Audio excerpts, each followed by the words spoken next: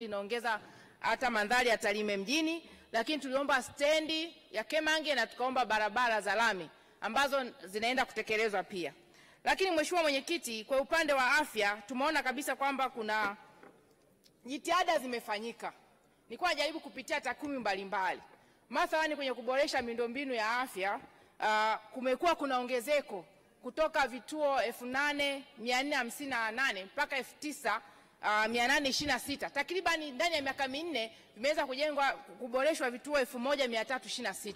Kwa ni ongezeko kubwa sana ambalo unapunguza pia vifo vya mama wajawazito.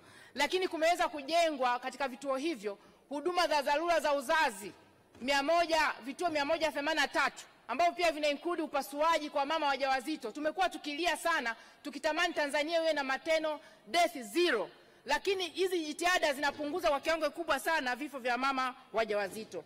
Lakini pia tumeshuhudia uwepo wa ujenzi wa hospitali za wilaya 50, lakini ukarabatiwa hospitali za wilaya hizi karibia 48. Hizi nazo zinasogeza huduma karibu sana. Mheshimiwa Mwenyekiti, kwa haraka kabisa, ongezeko la utoaji wa huduma za magonjwa ya dharura kwa mwaka 2007 na 2020 tunaambiwa kwa kuna MD 7 tu, lakini mpaka sasa hivi tunavyoongeza ndani ya miaka minne vimefika kwenye hospitali zetu tumejengewa emergency. Kwa hapo Tarime mjini MD zimekuwa 116. Ongezeko la hospitali ambazo zinaweza kutoa huduma kwa magonjwa ya dharura 109 ndani ya miaka minne, zaidi ya 1558. Kwa hiyo haya yanatia tija na unaweza ukajustify kodi za Watanzania pamoja na fedha ambazo unaweza kukopa. Unalinganisha maendeleo ya watu ambao yanasogezwa karibu. Na hapa nimenalo tu kwa hii Wizara ya TAMISEMI. Kwa lazima tuweze kuona kama kuna kitu kimeongezeka na kwenye mashule pia, kwa sababu ndeka 5. Lakini ndio mwenye changamoto. Pamoja na kwamba mmetusaidia, mmepeleka fedha Tarime. Tumejenga maternity complex, tumeweza kujenga mochari ya kisasa pamoja na kichomea taka. Lakini hospitali ni kongwe sana, hospitali ya mji wa Tarime. Na imejengwa kuanzia 1966. Ilianza kama zahanati 1956, ikaja kituo cha afya 1962, 1966 ikawa hospitali. Lakini jiografia ya hospitali ya mji wa Tarime inachukua watu zaidi ya idadi ya watu wa mji wa Tarime. Wanatoka halmashauri ya wilaya ya Tarime, kata ya Bumela, Susuni, Sirali, Mwema, Komaswa, Manga, wote wanakuja kutibiwa katika halmashauri ya mji wa Tarime. Lakini kwa program ya mama ambao wanasajili, unakuta watu wamesajiliwa halmashauri ya Tarime, lakini wakiita gari lazima liwalete mji wa Tarime kwa sababu wana cross kwenda Nyamwaga waweze wakaenda. Kwa tunaomba sana serikali mzingatie kuhakikisha dawa mnazoleta, fedha mnazoleta hospitali ya mji wa Tarime, uzingatie uhalisia wa watu wanaotibiwa pale na sio idadi ya watu population ya mji wa Tarime. Lakini kingine tunaomba sana, ile hospitali ni kongwe, muweze kupeleka fedha. Lile jengo la OPD limeshachakaa sana, libomelewe lijengwe jengo lingine la OPD ili kuboresha huduma ya afya.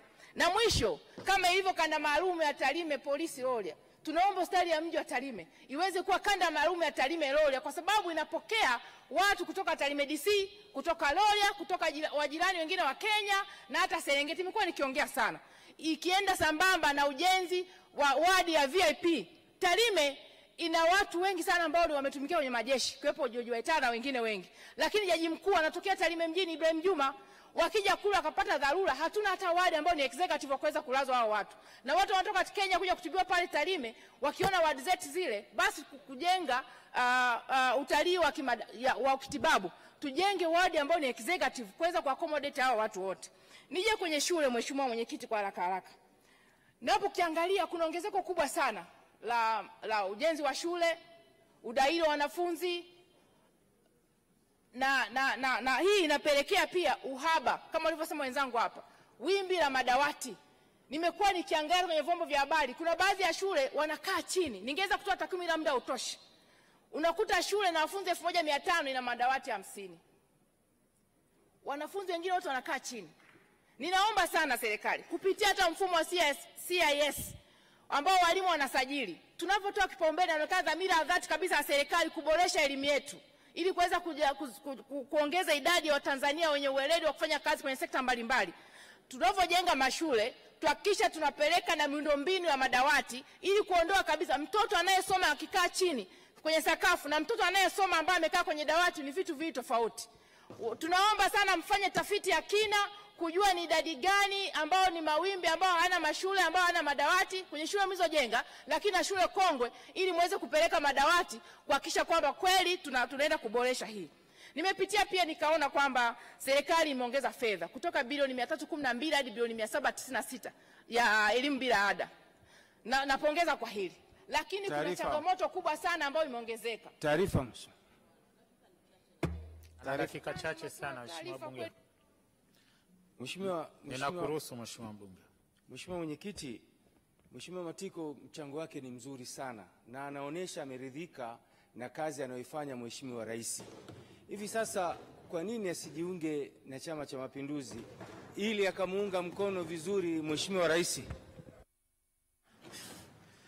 Asante Mheshimiwa Talimba kwa taarifa. Mheshimiwa Esther Matiko, unapokea taarifa ya mwenyekiti. Mheshimiwa Mwenyekiti, ni wajibu wa wabunge pale ambapo serikali inafanya vizuri, kwa sababu sisi tunaisimamia na kuishauri serikali. Ikifanya vizuri, objective unaishauri serikali, inapofanya vibaya lazima uishauri, sababu ni fedha za Watanzania walipa kodi. Kwa Mheshimiwa Mwenyekiti, niongezee dakika zangu. Lakini nilikuwa nasema kwamba Mheshimiwa Talimba, endelea kuishi kwa uishi yako. Ni sekunde 30 tu alitumia Mheshimiwa Talimba, tafadhali.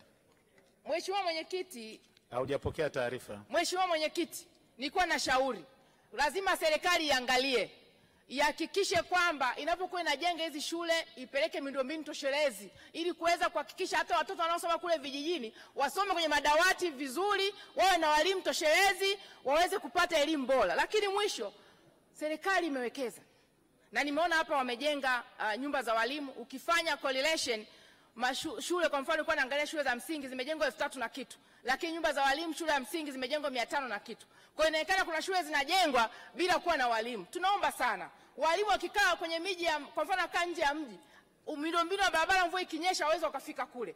Wanapojenga hizi shule hakikisha kuna kuwa na administration block, hakikisha kuna kuwa na viwanja vya michezo, hakikisha kuna kuwa na nyumba za walimu toshelezi. Na mwisho, Mheshimiwa Mwenyekiti, shule chakavu ambazo ni hatarishi Tanzania kote.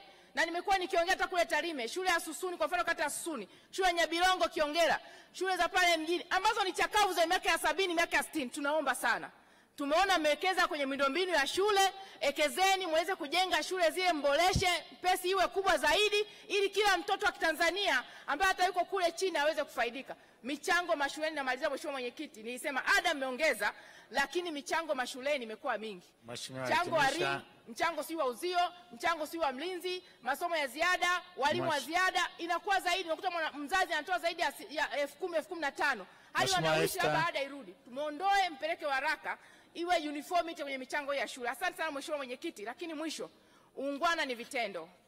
Tunaona kabisa comparison ya miaka mpaka 2020 mambo yaliyofanyika 59 years na hii miaka 4 ni mingi sana. Kama alivyosema baba yangu pale Mheshimiwa Shigongo, mama anajitahidi sana kwa sababu anaishi matatizo ya wananchi. Mwanamke anaishi matatizo ya wananchi. Tumunge mkono, tuonge mkono wagombea wote wanawake kwenye majimbo na madiwani. Asante sana Mheshimiwa, nashukuru sana.